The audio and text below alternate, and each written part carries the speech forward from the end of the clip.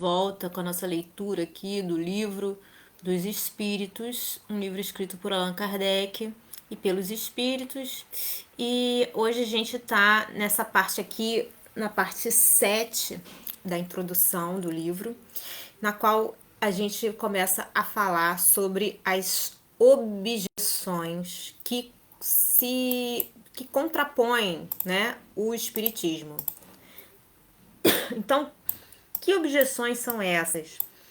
Agora, para começar esse assunto, eu lancei uma reflexão que é a seguinte: a gente deve esperar que a ciência se ocupe dos assuntos do espírito, se ocupe de provar que exista vida após a morte ou não? A gente deve esperar isso? Será que é certo? Vamos refletir juntos, né? Bom, então o texto começa assim: para muita gente, a oposição das corporações científicas, né, dos grupos científicos, constitui, se não uma prova, pelo menos forte presunção contra o que quer que seja. Então, para algumas pessoas, essa oposição prova ou tem algo de importante para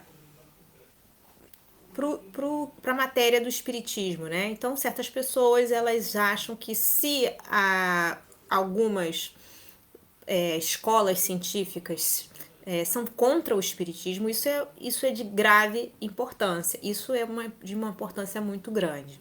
Então, ele continua dizendo assim: não somos dos que se insurgem, se rebelam contra os sábios, os cientistas, pois não queremos dar aso a que nos digam que escolceamos. Então, o que quer dizer com isso, né? Ele não quer dar motivo para que as pessoas digam que a gente está sendo fazendo uma ofensa à ciência, tá? Não quer dar motivo a isso. Aqui no livro ninguém quer ofender os cientistas, tá bom? Não quer dar motivo para que as pessoas pensem isso, tá? Que isso é uma ofensa aos cientistas. Bom, temos os cientistas, ao contrário, em grande apreço.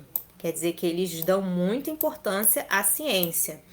E muito honrado nos julgaríamos se fôssemos contado entre eles. Então, aqui Kardec, né, e toda a equipe que participou juntamente, contando com os espíritos que participaram da obra, se eles fossem considerados cientistas, eles seriam muito honrados, estariam muito honrados, mas não é isso que eles estão falando, eles não se colocam nesse lugar, tá? As opiniões dessas pessoas ou dos cientistas, porém, não podem representar em todas as circunstâncias uma sentença irrevogável. Então, não é porque as pessoas que acreditam que o espiritismo é uma coisa errada ou, né, tenha qualquer opinião negativa, que isso seja uma verdade. E nem se algumas escolas científicas dizem que o espiritismo é algo, né, errado, não tem como ser comprovado, isso não significa que é a mais pura verdade, tá bom? Desde que a ciência sai da observação material dos fatos, em se tratando de os apreciar e explicar, o campo está aberto a conjecturas. O que são conjecturas, gente? Conjecturas é você criar hipóteses, opiniões, né, suposições, tá bem? Então, você saindo desse campo físico, desse campo material, você começa a estar aberto às hipóteses. E cada um arquiteta o seu sistemazinho, disposto a sustentá-lo com fervor para fazê-lo prevalecer. Então, cada pessoa, né, cria sua hipótese e busca fazer com que ela seja aceita, tá?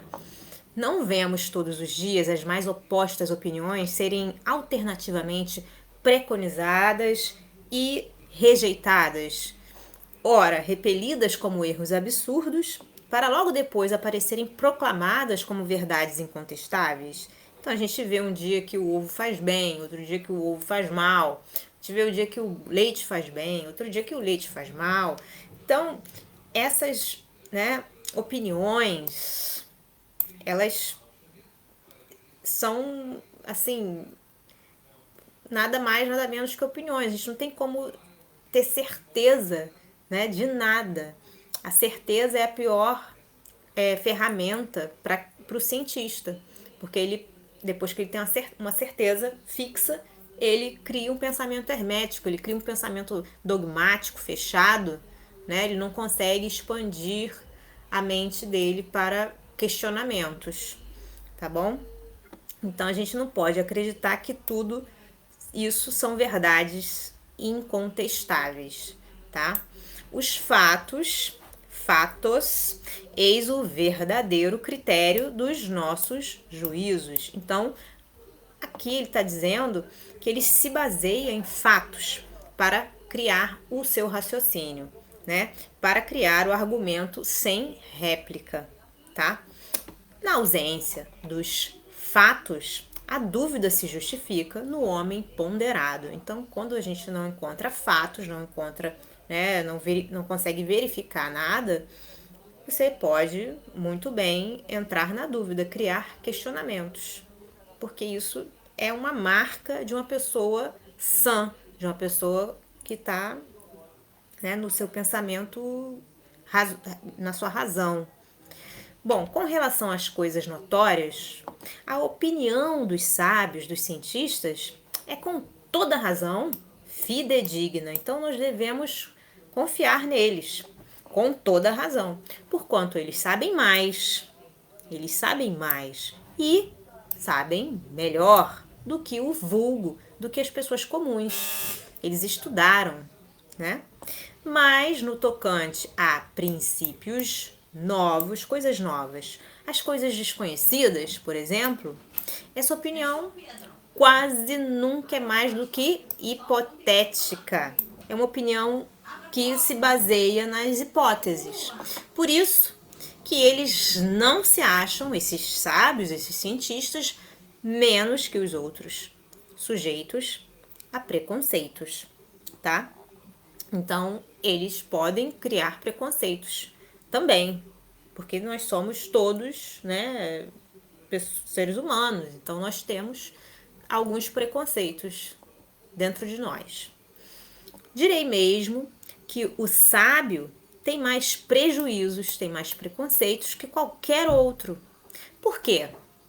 Porque uma propensão natural o leva a subordinar tudo ao ponto de vista de onde mais aprofundou os seus conhecimentos. A exemplo, o matemático não vê prova senão numa demonstração algébrica. O químico refere tudo à ação dos elementos e assim por diante. Aquele que se fez especialista prende todas as suas ideias à especialidade que adotou. Então ele só vai conseguir falar do ponto de vista dele, né? Porque ele se especializou tanto naquilo que ele se fechou. Tirai-o daí e o vereis quase sempre desarrazoar, quer dizer, perder a razão, por querer submeter tudo ao mesmo cadinho, né? Tudo a mesma coisa, consequência da fraqueza humana. Todos nós temos essa inclinação, tá? Isso não é só um privilégio dos matemáticos, dos químicos, dos médicos, dos engenheiros, né? Não é um privilégio só dos outros, isso é da nossa natureza. Assim, pois, consultarei do melhor grado e com maior confiança um químico sobre uma questão de análise, um físico sobre a potência elétrica, um mecânico sobre uma força motriz. Hão de eles, porém, permitir-me, sem que isso afete a estima a que lhes dá direito o seu saber especial, que eu não tenha em melhor conta suas opiniões negativas acerca do espiritismo, do que o parecer de um arquiteto sobre uma questão de música. Então, um físico, um químico, um advogado falar sobre o espiritismo é a mesma coisa que um arquiteto tentar falar sobre música. Se você não estudou, né, com tanta veemência, com tanta seriedade um assunto, você não tem como opinar sobre ele, tá? As ciências ordinárias, as ciências normais que a gente conhece, né, que não são novas, assentam nas propriedades da matéria, que se pode experimentar, se pode manipular livremente, né? Os fenômenos espíritas, já esses repousam na ação de inteligências. Inteligências essas dotadas de quê? De vontade própria. E que nos provam a cada instante não se acharem subordinadas aos nossos caprichos. Assim, a matéria está subordinada, as inteligências não estão. As observações não podem, portanto, ser feitas da mesma forma. Requerem condições especiais e outro ponto de partida. Querer submetê-las aos processos comuns de investigação é estabelecer analogias que não existem, comparações que não são possíveis. A ciência, propriamente dita, é, pois, como ciência, incompetente para se pronunciar na questão do espiritismo. Por quê? Ela também não tem que se ocupar com isso. E qualquer que seja o seu julgamento, seja o julgamento da ciência, favorável ou desfavorável, nenhum peso poderá ter, não tem valor. Por quê? O espiritismo é o resultado de quê? De uma convicção pessoal que os sábios, que os cientistas, como indivíduos, podem adquirir. Abstração feita da qualidade de sábios, da qualidade dos cientistas, tá? Pretender deferir a questão à ciência, né? Passar a questão para a ciência, passar o problema para a ciência, é o mesmo, equivaleria a querer que a existência ou não existência da alma fosse decidida por uma assembleia de físicos ou de astrônomos. Né? Não é porque o astrônomo diz que a alma não existe que ela vai passar a não existir. Não é porque o físico diz que a alma não existe é que ela vai passar a não existir. Com efeito, o espiritismo está todo na existência da alma e no seu estado depois da morte. Olha só, isso é importantíssimo. Então, são coisas que, né, a ciência não precisa se preocupar. Ora, é soberanamente ilógico imaginar-se que um homem deva ser grande psicologista porque é eminente matemático ou notável anatomista. Dissecando o corpo humano, o anatomista procura a alma. E porque não a encontra debaixo do seu escalpelo, como encontra, por exemplo, um nervo, ou porque não vê a alma evolar-se como um gás, né? Ele tá lá, saiu do corpo que nem um gás. Ele conclui que a alma não existe. Colocado num ponto de vista exclusivamente material. Então ele só acha que existe aquilo que os olhos dele podem perceber. Segue-se que tenha razão contra a opinião universal? Não. Vedes, portanto, que o espiritismo não é da alçada da ciência. Então a ciência não precisa se preocupar com o espiritismo. Quando as crenças espíritas se houverem vulgarizado, quer dizer que todas as pessoas tenham acesso, quando estiverem aceitas pelas massas humanas e, a julgar pela rapidez com que se propagam, esse tempo não vem longe. Com elas, se dará o que tem acontecido a todas as ideias novas, que hão encontrado oposição. Os sábios se renderão à evidência. Os cientistas já não vão poder dizer que é mentira. Lá chegarão, individualmente, pela força das coisas. Não é pela você impor as coisas a eles. Eles vão chegar, cada um por si. Tá? Ninguém tem que impor isso a ninguém. Até então será intempestivo desviá-los de seus trabalhos especiais. Quer dizer, não vale a pena desviar os cientistas do que eles estão trabalhando para obrigá-los a se ocuparem com um assunto estranho, que não lhes está nem nas atribuições, nem no programa. Então, quem vem como cientista, quem vem para esse mundo e se propõe a ser isso, a gente não tem que obrigar ele a se ocupar da parte espiritual. Eles têm o trabalho deles, que é importante. Entendeu? Enquanto isso não se verifica, né? Enquanto a gente não chegou ainda lá, os que sem estudo prévio, a pessoa não estudou nada, e aprofundado da matéria, sem ter aprofundado nada, se pronunciam pela negativa, dizem que espiritismo não existe, e escarnecem, fazem gozo, né?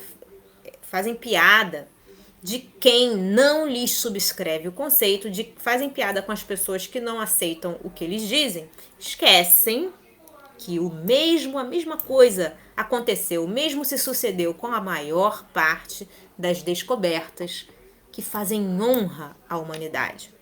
Expõe-se a ver seus nomes alongando a lista dos ilustres proscritores das ideias novas inscritos a par dos membros da douta Assembleia, por exemplo, que em 1752 acolheu com retumbante gargalhada, chacota, piada, a memória de Benjamin Franklin sobre os para-raios, julgando-a indigna de figurar entre as comunicações que lhe eram dignas, tá? Agora eu vou abrir um parêntese aqui para falar um pouquinho sobre Franklin. Vocês não conhecem, esse é o Benjamin Franklin, do qual o livro ele está mencionando, que foi um cientista, né, que foi dado com chacota, né, fizeram piada dele, né. Olha, ele nasceu em Boston, dia 17 de janeiro de 1706, na Filadélfia, e morreu 17 de abril de 1790. Foi um polímata estadunidense, um dos líderes da Revolução Americana, conhecido por suas citações e experiências com a eletricidade. Foi ainda o primeiro embaixador dos Estados Unidos na França. Ele era religioso, calvinista e uma figura representativa do iluminismo. Correspondeu-se com membros da Sociedade Lunar e foi eleito membro da Royal Society. Em 1771, Franklin tornou-se o primeiro Postmaster General, ministro dos Correios dos Estados Unidos. Tá? Se vocês quiserem ler mais sobre a vida dele, dá uma olhada no Wikipedia que vocês encontram muitas informações. Bom, e aí, continuando, outro exemplo daquela outra ocasião, né, que ocasionou perder à França as vantagens da iniciativa da Marinha a vapor, declarando o sistema de Fulton, ou Fulton, um sonho realizável. Quem foi Fulton? Vamos abrir outro parêntese aqui para a gente ver quem é ele. Também que foi feito chacota dele, fizeram piada dele na época, né? Fulton, Robert Fulton, o Robert Fulton, nasceu em Little Britain em 14 de novembro em 1765 e morreu em Nova York em 24 de fevereiro de 1815. Foi um engenheiro e inventor estadunidense que é amplamente acreditado com o desenvolvimento do primeiro barco a vapor comercialmente bem sucedido. Em 1800, foi contratado por Napoleão Bonaparte para projetar o Nautilus, o primeiro submarino prático da história. Fulton também é acreditado por inventar alguns dos primeiros torpedos navais do mundo a uso pela Marinha Britânica. Bom, então aqui dá para você ver a seriedade da pessoa e como ela foi tratada, né? Entretanto, Essas eram questões da alçada daquelas corporações. Ora, se tais assembleias, que contavam em seu seio, em seu âmago, lá no núcleo, a nata dos sábios do mundo, dos cientistas e filósofos, só tiveram a zombaria e o sarcasmo para ideias que elas não percebiam, ideias que alguns anos mais tarde revolucionaram a ciência, os costumes e a indústria, como esperar que uma questão alheia, né, longe, que está muito diferente, alheia aos trabalhos que lhes são habituais, alcance hoje as suas congêneres melhor acolhimento, alcance hoje as suas mesmas pessoas, né, seus irmãos, a mesma raça, mesmo grupo, um acolhimento melhor, né? Essas ideias, elas são novas, elas são muito novas, elas chegaram, a gente está aqui no século XIX nesse livro, né? Só começou a ser estudado seriamente com esse livro. Então, como é que hoje ainda, a gente está no século XXI, ainda a gente vai ter um respeito sobre isso? Até porque tem muito charlatanismo, os seres humanos ainda não estão preparados para lidar com isso a sério, né? Então, são poucos que são sérios, são poucos os sérios. Então, é ainda complexo falar sobre isso no meio científico, no meio acadêmico. Bom, esses erros de alguns homens eminentes, brilhantes, se bem que deploráveis, atenta à memória deles, de nenhum modo poderiam privá-los dos títulos que a outros respeitos conquistaram a nossa estima. Então, apesar das pessoas terem feito, alguns cientistas terem feito chacota, eles não deixam de ter a sua importância, tá? Porque a gente mesmo erra. Por que eles não podem errar, né? Bom, mas será precisa a posse de um diploma oficial para se ter bom senso? Não é verdade, né? Dar-se-á que fora das cátedras acadêmicas só se encontrem tolos e imbecis? Então, se não tiver dentro da academia, é todo mundo idiota? Não, né? Dignem-se de lançar os olhos para os adeptos da doutrina espírita e digam se só com ignorantes deparam e se a imensa legião de homens de mérito que tem abraçado a doutrina espírita, autoriza seja ela atirada ao rol das crendices de simplórios, né? O caráter e o saber desses homens dão peso a esta proposição, pois que eles afirmam, forçoso é reconhecer que alguma coisa há. Então, né, se pessoas de caráter e pessoas inteligentes que possuem um currículo muito importante, elas acreditam na doutrina espírita, alguma coisa tem de importante, seja ela o que for. Você não pode jogar ela no lixo só porque você não concorda, né? A gente não tem que ver as coisas linearmente só da nossa perspectiva, tem que abrir a mente, né? Não precisa aceitar nada, mas também fazer chacota é você ter preconceito sobre os assuntos. Bom, repetimos mais uma vez. Se os fatos a que aludimos se houvessem reduzido, ficassem restritos ao movimento mecânico dos corpos, a indagação da causa física desse fenômeno caberia no domínio da ciência. Porém, desde que se trata de uma manifestação que se produz com exclusão das leis da humanidade, né? Não tem lei física envolvida. Apesar de existirem fenômenos físicos, a lei física não se aplica, ela escapa à competência da ciência material, visto não poder explicar-se por algarismos, nem por força mecânica. Quando surge um fato novo, que não guarda relação com alguma ciência conhecida, o sábio, o cientista, para estudá-lo, o que ele tem que fazer? Ele tem que abstrair da sua ciência e dizer a si mesmo que o que se lhe oferece constitui um estudo novo, impossível de ser feito com ideias pré-concebidas. O homem que julga infalível a sua razão está bem perto do erro. Mesmo aqueles cujas ideias são as mais falsas. Se apoiam na sua própria razão e é por isso que rejeitam tudo o que lhes parece impossível. Os que outrora, em outros tempos, repeliram as admiráveis descobertas que a humanidade se honra, todos endereçavam seus apelos a esse juiz, à razão, para repeli-las. O que se chama razão não é muitas vezes senão orgulho disfarçado.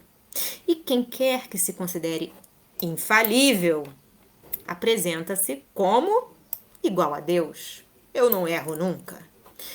Dirigimos-nos, pois, aos ponderados. Então, esse é o público que ele está querendo conversar, que duvidam do que não viram, mas que, julgando do futuro pelo passado, não creem que o homem haja chegado ao apogeu, nem que a natureza lhe tenha facultado ler a última página do seu livro.